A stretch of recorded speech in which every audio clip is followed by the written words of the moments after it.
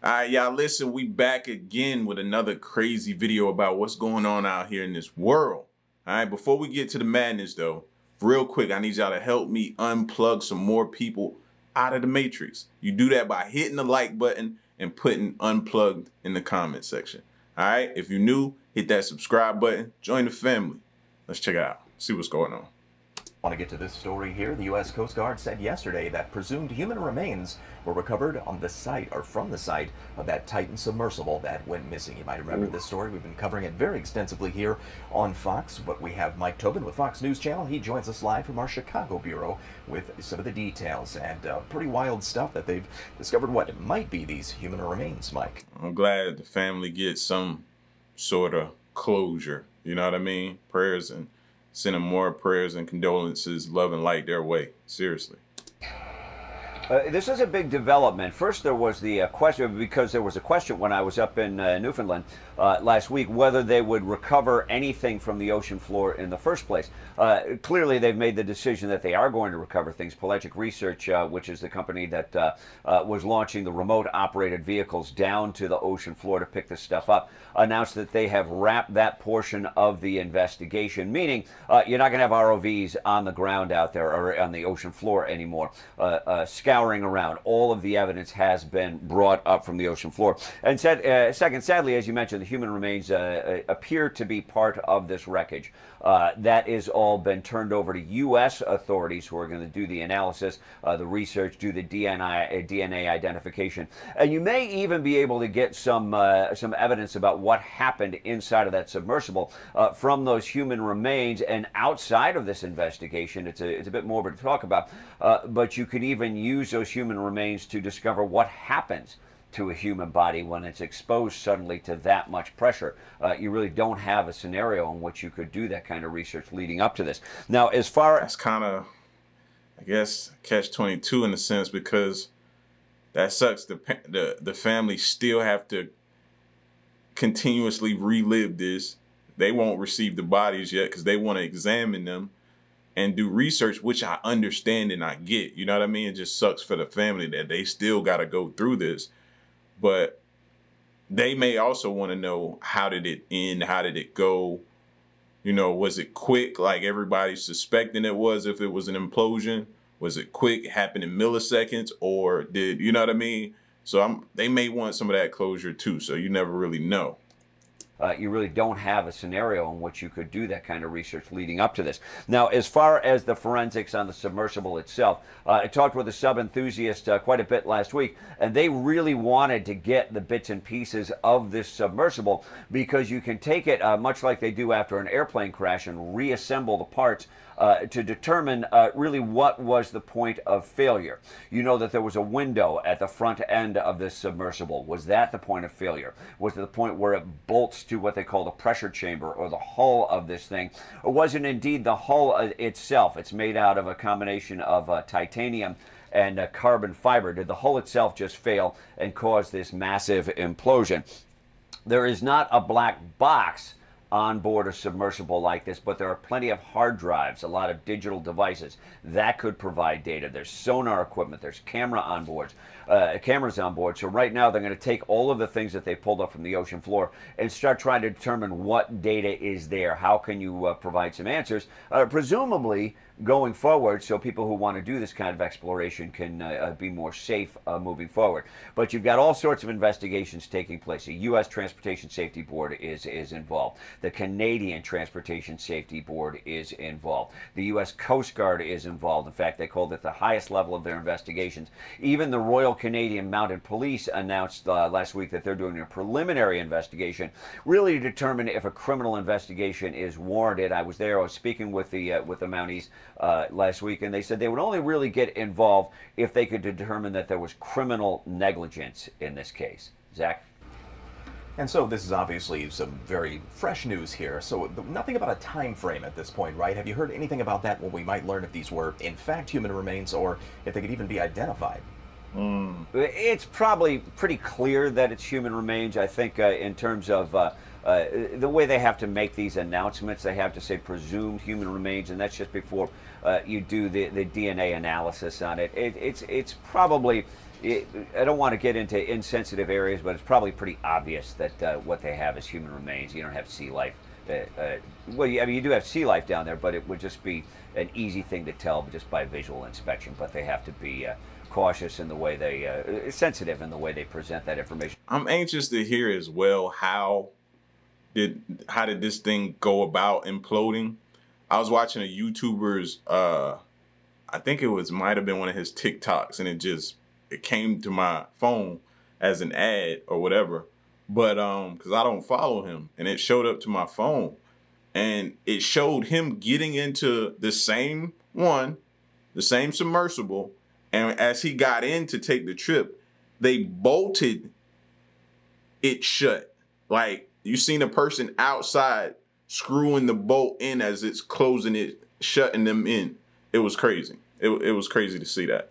So I want to learn more about how it happened. This is an unprecedented investigation. So what you have right now from the Coast Guard is months and months. Yeah, and we'll follow all of it. Certainly a very tragic situation, as there are families that are grieving the loss of that Titan crew. Just tragic stuff. Mike Tobin, Fox News Channel. Thank you so much. Let's check out something else. Something else I wanted to check out. More on this story.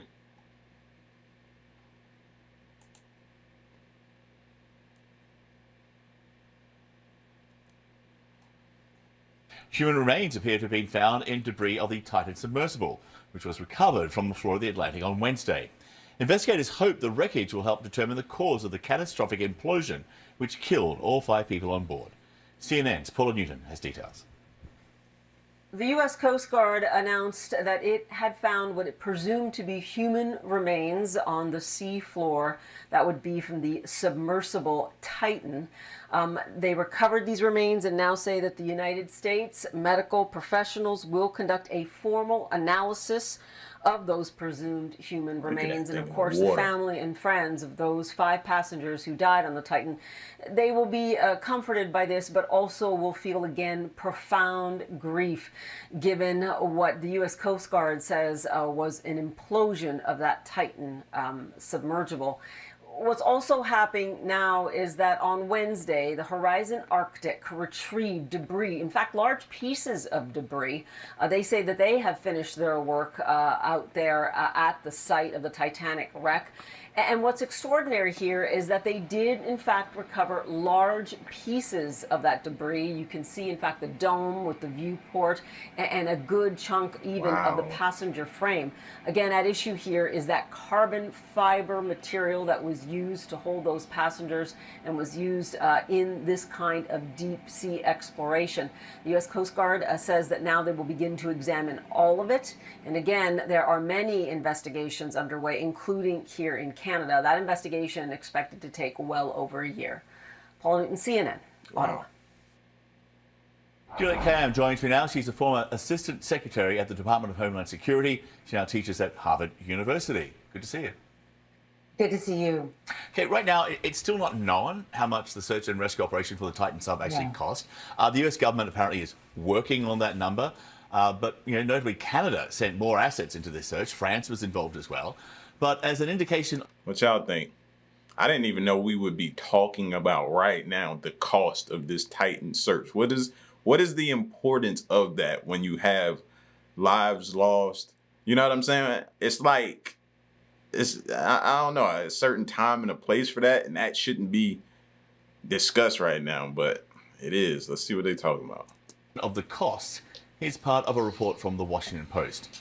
3 C-17 cargo planes delivered equipment from Buffalo to staging points in Newfoundland.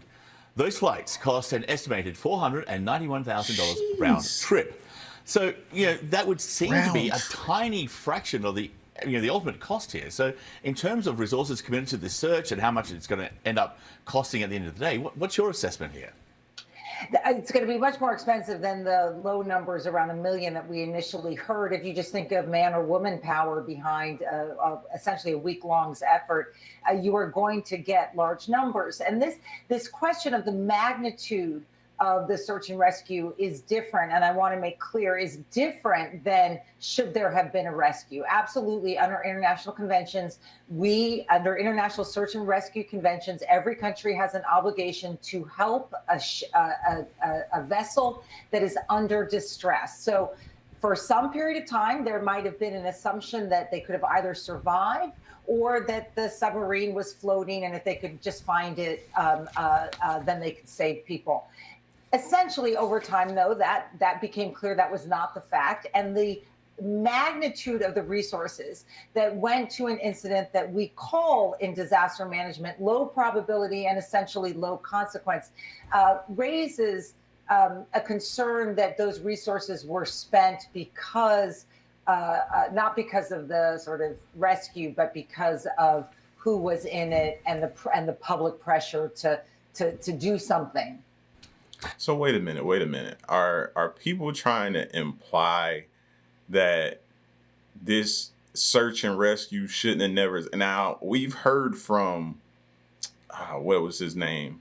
The guy who did the Titanic movie and stuff like that, right? We've heard from him saying that he automatically knew when he heard what was happening and it was sounding like signs of implosion that it was over. There was no need for search and rescue, but he understood, what they were doing.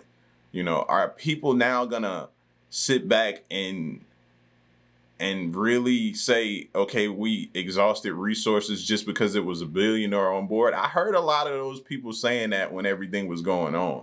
They were loud about it too. They weren't scared to talk about it or nothing. They were saying, only reason we're doing this search and rescue is because it's a billionaire on board. If it wasn't a billionaire on board, we wouldn't have this many resources out there. And that's crazy to even think of, man. Life is life. I don't care how much money you got. You know what I mean? If we could save them, let's save them. If there's a possibility, let's save them. Now, I get everybody saying that it's not, it was no reason to do it. But at the same time, you can't really knock them for trying. You know what I mean? So to hear him now talk about this, that's crazy. In it and the public pressure to do something. Well, Pentagon spokesman Brigadier General Patrick Ryder, he was asked about the cost of the Titan search last week. This is what he said. When it comes to things like operating aircraft, those come from appropriated funds which are already budgeted for. So those are hours that already have been paid. Yeah, the cost may have already been budgeted, but the money still had to come from somewhere, right? Just because it's in the budget doesn't mean it's free. Exactly. Look, I mean, any expenditure of funds in one place is going to take away eventually funds from another place. So that either we should own up to the amount that was spent and have a reason for why that much money was spent, or begin to have an honest discussion about risk and probability and the necessity to deploy our search and rescue resources, whether it's a submarine or it's a holdouts on an island who won't evacuate during a hurricane, or hikers who are careless and threaten first responders because they have to be saved. All of those are really hard questions, but they're ones that the disaster management community is asking right now, because I think we haven't seen the final price yet, but one has to suspect it's quite high. Yeah, I couldn't be on that panel to discuss whether or not, if you know me, you know I have a fire department background. So to discuss whether or not we go and try to save life, that's a hard one for me, man. I'm going. You know what I'm saying? I'm going. And I get the reasons why they have to have these discussions, but I'm just telling you, for me personally, if I could go, I'm going. You know what I mean? When we used to be having to go help other fire departments in areas and you hear them call on the radio for help, you hear them call for help, we going. It wasn't even a second thought. We're dispatching our resources. We would have our stations covered and we're gone. Yeah, and again, just to stress the point, this is not about, not helping people that are in distress. Exactly. But what makes this contrast so great is that while the world was fixated on the search for the Titan submersible and 5 very, very wealthy people in that submersible, well, the New York Times had this headline: 5 deaths at sea gripped the world, hundreds of others got a shrug. And those others were the 750 migrants who died when they battered. I heard that as well. I saw those headlines as well, too, man. Why weren't... Yeah, yeah. Boat capsized off the coast of Greece, and a point not lost on former President Barack Obama. Here he is. Right now we have 24-hour coverage, and I understand it, of this submarine, this submersible.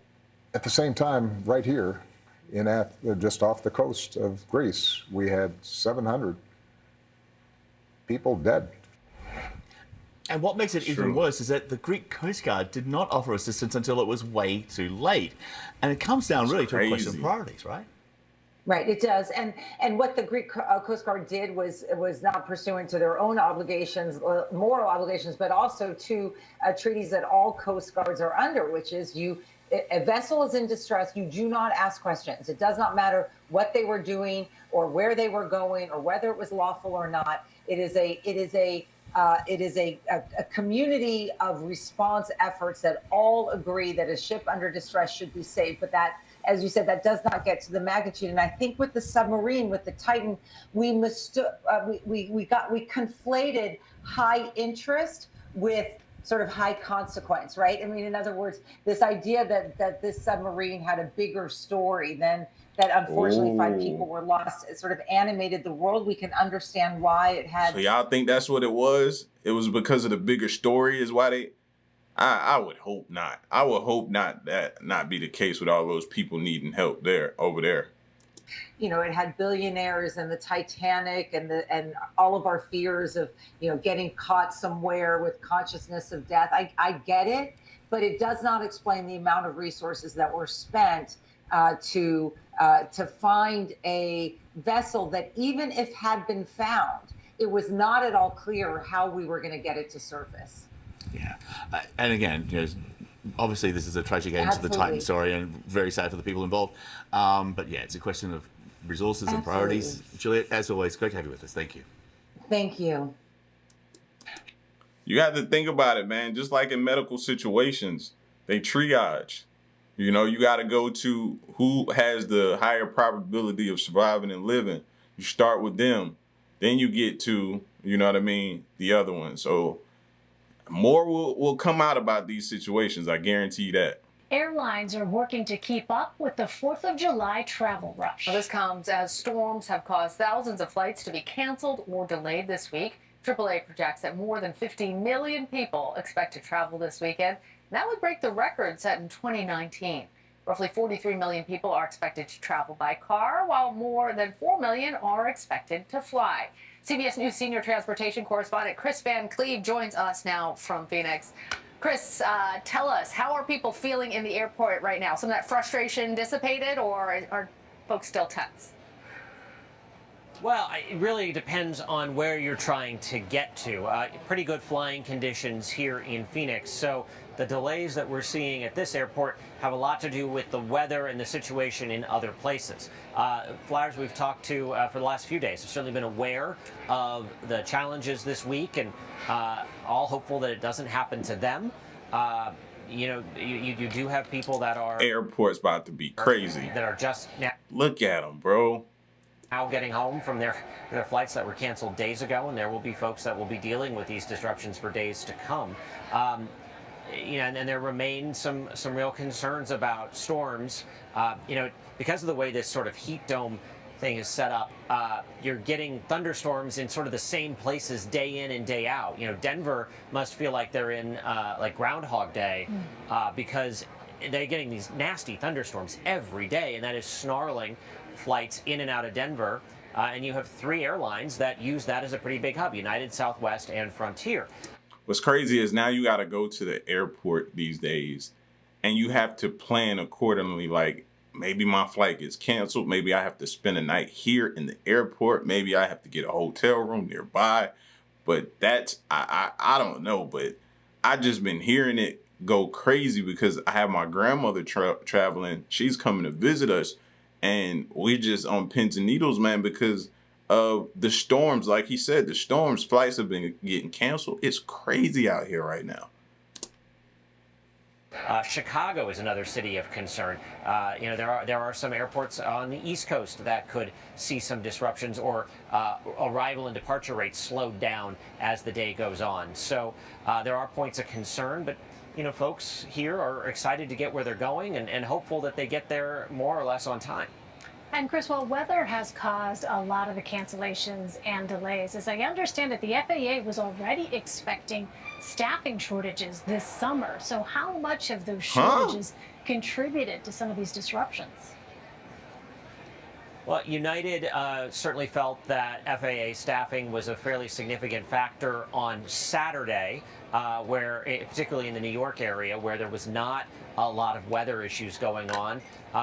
JetBlue also sent out a note to employees this week that was critical of the FAA. But you know, the vast majority of the disruptions we have seen Monday, Tuesday, Wednesday, Thursday, anything that we see today, this is largely all driven by bad weather. If there are thunderstorms around an airport, that airport is just basically going to have to wait till the storm passes.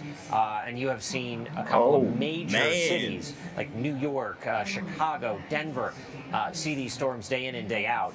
The weather really has been the driver of a lot of this disruption. FAA staffing is an issue. We're also at the end of the month, so airline employees, flight attendants, pilots have a limit to how many hours they can work in a month. Some folks will start hitting those numbers as well. That's a very interesting and astute point, Chris. You know, we know that sometimes... Y'all knew that? I didn't know it was only a certain amount of hours. You're talking to a person that don't fly. I don't fly. So I had no clue, but they sound like they on like trucker hours. You know, when you drive trucks, you got so many hours you can drive in a day. You know what I mean? Or DOT will get on you about that. You get a ticket, hefty ticket. But to hear that that's that, then they need to hire some more people. And I get it. It ain't the most appealing job. You see these videos on TikTok all the time about how people just talk to you and treat you in these airports, man. People just, it's just crazy. It's crazy. I couldn't do it. I couldn't work there, man. You know, if I had to, I ain't gonna say I wouldn't. If I had to, I'd do it. But you just see the rudeness and just how things go with. No thank you. These travel delays happen, but what I think is always so striking is when you see those passengers forced to sleep overnight in airports because of storms. Do they have any recourse? We understand the acts of God, provision that protects the airlines, but it just sort of feels like maybe there should be better accommodations for people who are stuck in the airport day after day. You know, the airlines, when it comes to weather, their responsibilities are markedly different than if it's a delay or cancellation that's the fault of the airline, because no one can control the weather. And what the airlines try to do is proactively cancel flights they think won't go, so that you know your flight's not going to take off before you leave your hotel or before you leave your home. You ended up in a circumstance this week, particularly with United, where the disruptions were snowballing, and so you had cancellations of flights once people were already at the airport. And that's sort of how, when you start to get into these situations where people get stuck, hotel rooms start to run short, and it's a severe weather event, so getting a car, getting a cab, getting an Uber out of there can be challenging. But at least under the current set of regulations, the airlines are not necessarily obligated to find those people hotel rooms when there's a weather-caused cancellation. You know, the Department of Transportation is looking at changing some regulations, but there's always going to be a carve-out for weather because it's truly just out of their control. All right, Chris Van Cleve for us. Chris, thank you. Man, y'all be safe when y'all out here traveling, man. It's crazy out here. It's crazy. It's crazy. It's crazy. Be safe as you can. Try to keep checking your phone if you can, you know, to see if your flight has been canceled. I had that whole situation happen with Queen during Father's Day. She almost didn't make it home for Father's Day because she was out of town trying to catch a flight back, man, and they were canceling flights again due to weather. So check y'all stuff, man. Just trying to do my part to help out. All right? Y'all get at me in the comment section. Let me know what you thought of these videos, bro. And unplug. Hit that like button. Put unplugged in the comment section. It's your boy L. Till next one, I'm gone. Peace.